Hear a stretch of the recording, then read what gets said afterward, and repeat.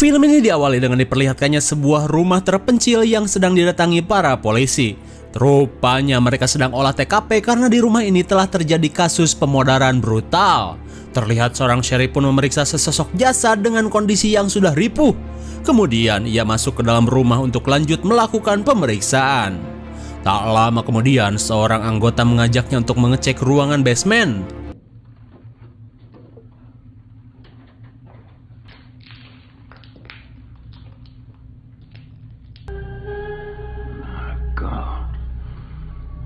Penasaran dengan apa yang dilihat Pak Sheriff? Sabar, karena film pun baru dimulai. Kemudian kita mundur dulu ke 1 hari sebelum kejadian itu terjadi, di mana kali ini scene beralih kepada seorang bulan panas bernama Maxine yang sedang teler uyah haram di sebuah studio film kurang budget. Tak lama kemudian ia dihampiri pacar sekaligus produsernya yang sudah biasa menggarap film-film azab di Amerika. Namun karena sedang sepi penonton, pria bernama Wayne ini mabal dan akan membuat film yang disukai banyak kaum jomblo di dunia, yaitu film Gabrut. Lalu, Wayne menyuruh Maxine untuk segera berkemas karena mereka harus secepatnya ke lokasi syuting sebelum maghrib menjelang.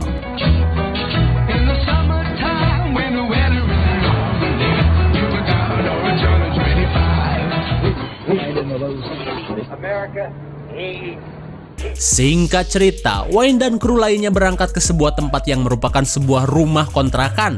Karena kontrakan Mang Ojon sudah pada penuh, ya jadi kontrakan inilah solusinya.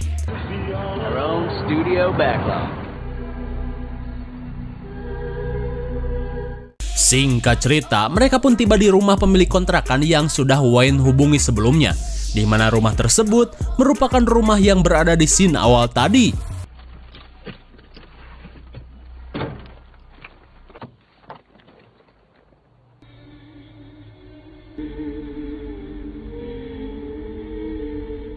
Terlihat Maxine pun heran dengan seseorang yang sedang memperhatikannya di loteng rumah. Dirasa itu istri si pemilik kontrakan, Maxine pun tidak memperdulikannya. Singkat cerita, si pemilik rumah yang bernama Howard mengantar mereka ke kontrakan yang tak jauh dari rumahnya.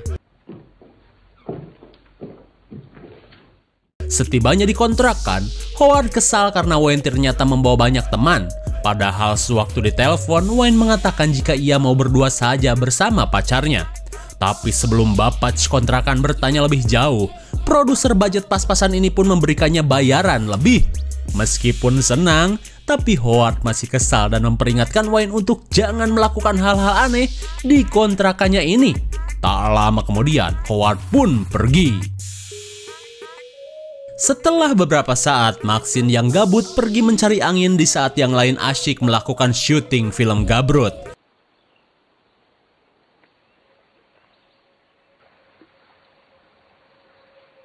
Melihat danau di tengah hutan, Maxine pun langsung nyantui sembari ngenyot garpit sebelum menjajal danau ini. Namun tanpa ia sadari, si emak istrinya Howard kembali memperhatikannya dari kejauhan.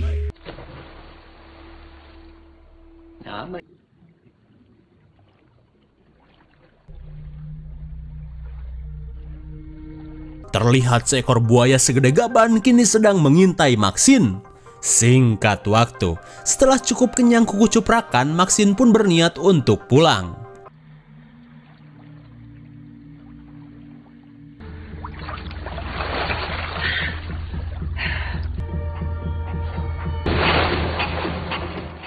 Untung saja Maxine keburu menepi sebelum knalpot racingnya dicaplok buaya. Sekembalinya ke kontrakan, Maxine melihat si emas akan mengajak masuk ke dalam rumahnya.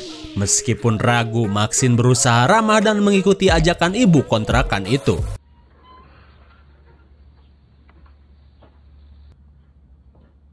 Hello? Lemonade. Sontak Maxine pun kaget karena si emak tiba-tiba menawari jas jus rasa jeruk. Singkat cerita, mereka pun duduk dan menikmati minuman tanpa berkata sedikit pun. Setelah menghabiskan minumannya, si emak mengajak Maxine untuk melihat foto-foto masa muda si emak.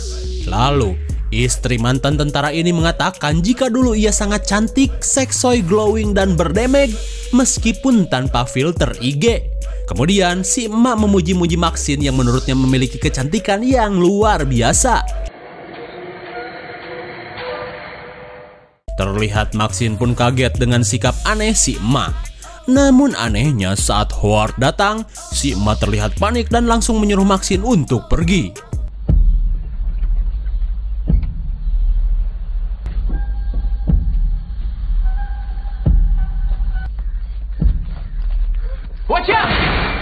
Lalu Wayne menyuruhnya untuk bersiap karena kini giliran Maxine untuk melakukan adegan di peternakan.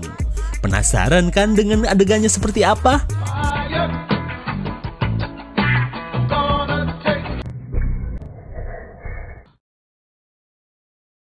Kemudian scene beralih kepada si emak yang sedang bersolek bak seorang bondon. Setelah merasa dirinya cantik, ia penasaran dengan apa yang dilakukan Maxine dan teman-temannya.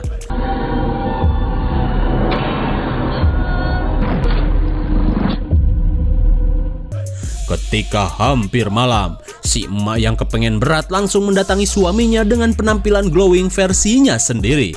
Lalu si emak pun berkata, "Ayolah, sudah puluhan tahun aku tidak merasakan cacingmu, hingga perabotanku sudah berkarat." Mendengar permintaan itu lagi, Howard pun menjawab, "Harus berapa kali aku ngomong? Aku tidak mungkin adu gabrut seperti dulu, karena jantungku tidak akan kuat." Melihat suaminya yang langsung pergi, kekecewaan si emak pun semakin bertambah dan panas dada. Di sisi lain, Wayne bersama yang lain sedang berpesta karena syuting pertama berjalan lancar. Kemudian, si tukang mic yang bernama Loren mengatakan jika ia ingin ikut syuting seperti kakak-kakak bondon di depannya. Ia pun sudah tidak tahan jika cuma menelan ludah saat syuting berlangsung.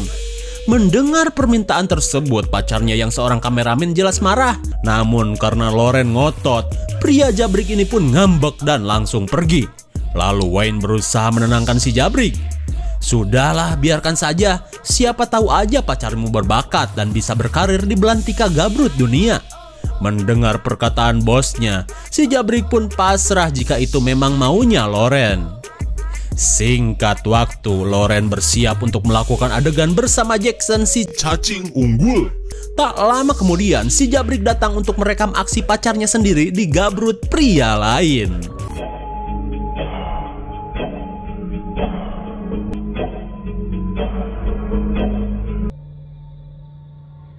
Setelah syuting selesai, si jabrik mandi junub meskipun ia cuman merekam doang. Namun saat ini, ia sudah kehilangan harapan untuk menikahi si neneng Loren.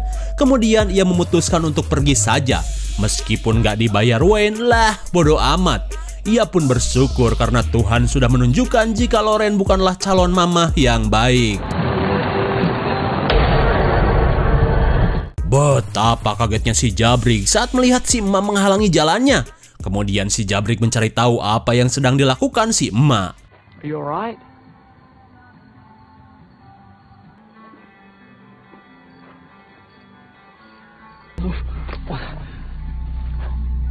How come you just did that? Ternyata si emak ingin digabrut si jabrik.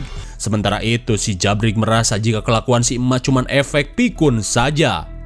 Lalu ia berniat untuk membawa si emak kepada Howard. Namun bagi si emak, penolakan si jabrik merupakan sebuah penghinaan.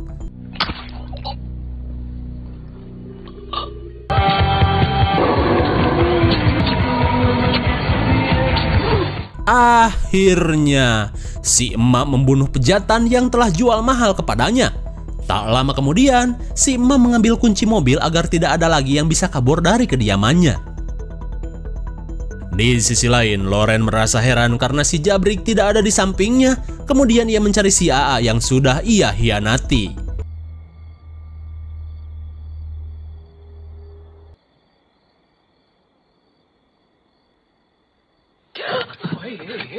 Betapa kagetnya Loren saat Wayne datang dengan menggunakan setelan Tarzan. Kemudian Loren meminta Wayne untuk mencari si jabrik yang entah di mana. Karena Loren terus memaksa, Wayne pun mencarinya ke peternakan. Sementara itu, Loren pergi menemui Howard untuk menanyakan keberadaan pacarnya. Akan tetapi, Howard malah balik bertanya akan keberadaan istrinya. Kembali pada Wayne, sambil nyeker dan tanpa berpakaian, ia masih mencari kameramen handalnya itu. Just like this.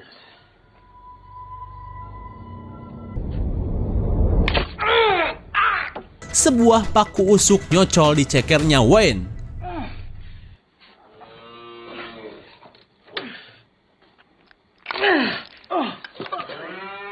Sambil menahan rasa sakit, Wayne mendengar suara seseorang di luar peternakan.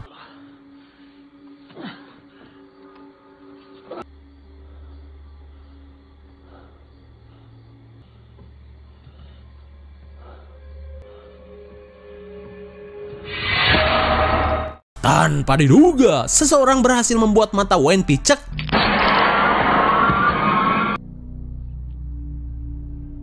Dan ternyata semua ini adalah kelakuan si emak kopet. Di sisi lain, Howard dan Loren berniat untuk melakukan pencarian bersama-sama. Lalu ia meminta Loren untuk mengambil senter di dalam basement. Meskipun takut, Loren memberanikan diri untuk melakukannya.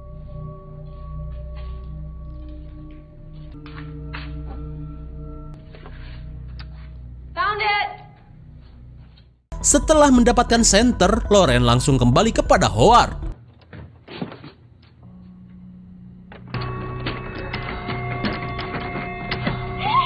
Tanpa diduga, Howard malah mengunci pintu basement. Di tengah kepanikan, Loren heran kenapa Howard melakukan ini kepadanya. Kemudian Loren mencari jalan lain untuk bisa keluar.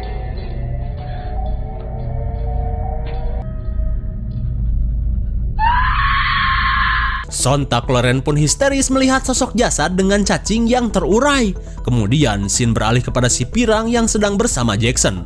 Ketika sedang tidur, Jackson mendengar kedatangan seseorang. Rupanya itu adalah kedatangan Howard yang meminta bantuan untuk mencari si emak. Singkat cerita, Jackson yang berada di hutan tidak menemukan si emak. Lalu ia penasaran dengan sebuah senter di pinggir danau.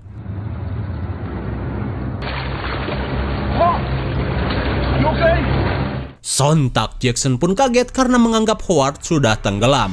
Kemudian ia segera kembali ke rumah. Oh, ternyata Howard masih hidup. Lalu Howard akhirnya mengaku bahwa ia tidak suka dengan kelakuan Jackson dan teman-temannya. Apalagi dengan pamer cacing yang bisa menggoda hasrat istrinya. Lalu Howard menceritakan jika ia sudah biasa menghabisi cacing-cacing belagu yang membuat istrinya tergoda. Rupanya jasad di dalam basement itu merupakan salah satu korban Howard. Akhirnya Jackson pun tutup usia ditembak Howard sebelum ia sempat bertobat. Di sisi lain, si emak menemui Maxine yang sedang tertidur.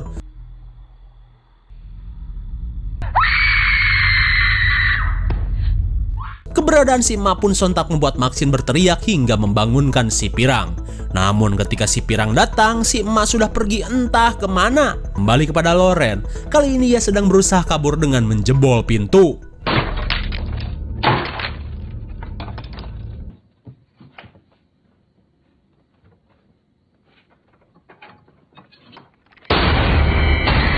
Usaha Loren pun sia-sia setelah tangannya dirujak Howard. Setelah memastikan tawanannya masih aman, Howard pun kembali pergi. Kemudian scene beralih ke dalam hutan. Terlihat si pirang sedang resah mencari si perkasa Jackson yang tak kunjung kembali. Lalu tiba-tiba ia melihat si emak sedang berdiri di tepi danau tanpa menggunakan skin apapun. Lalu si pirang berusaha membuat nyaman si emak dengan handuk yang ia bawa. Tapi tiba-tiba si emak pun menyalahkan si pirang yang sudah merekam adegan haram di rumahnya. Karena kesalahan tersebut, si emak akan memberikan hukuman refleksi gigi buaya.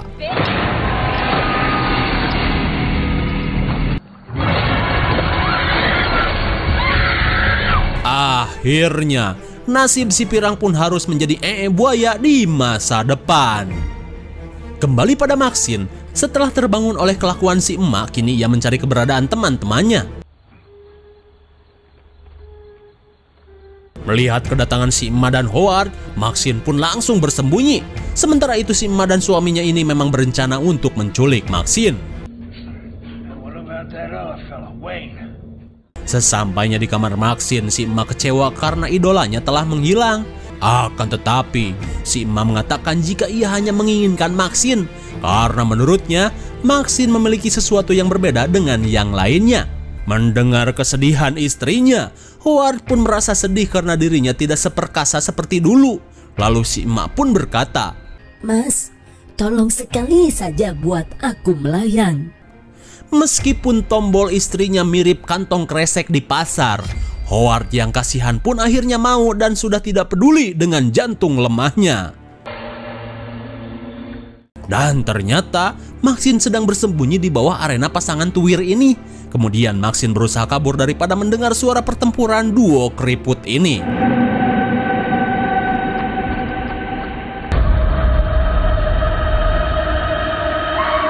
Sesampainya di mobil, Maxine syok parah saat melihat jasad si Jabrik yang mengenaskan.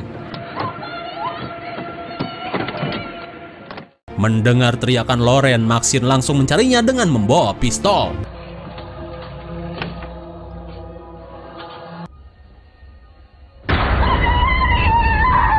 Setelah menemukan Loren, Maxine berkata jika mereka harus menemukan kunci mobil Wayne untuk kabur. Akan tetapi Loren malah menyalahkan Maxine yang sudah membawanya ke tempat kopet ini. Sementara itu, Maxine langsung bersembunyi ketika Howard dan si emak datang. Rupanya peradukan mereka tidak membuat Howard tewas dan masih terlihat bugar. Lalu, Howard menyeret jasad Loren untuk ia sembunyikan di dalam basement.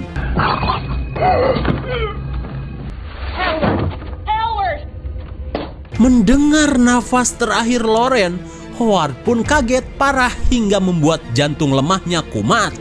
Dan hingga pada akhirnya, si emak pun sadar jika suaminya sudah modar, komplikasi ngaduk plus kaget. Kemudian Maxine meluapkan kemarahannya kepada si emak yang telah menghabisi semua teman-temannya. Kedua bondon lintas zaman ini pun cekcok dan saling menyalahkan. Tapi ternyata pistol Maxine tidak memiliki pelor. Karena tembakan yang meleset tersebut, si emak pun terlempar sejauh 3 meter hingga membuat pinggangnya patah. Ketika si emak tak berdaya, Maxine pun dengan leluasa memikirkan cara untuk menuntut balas. Lalu ia menggunakan mobil Howard untuk melakukan fatality.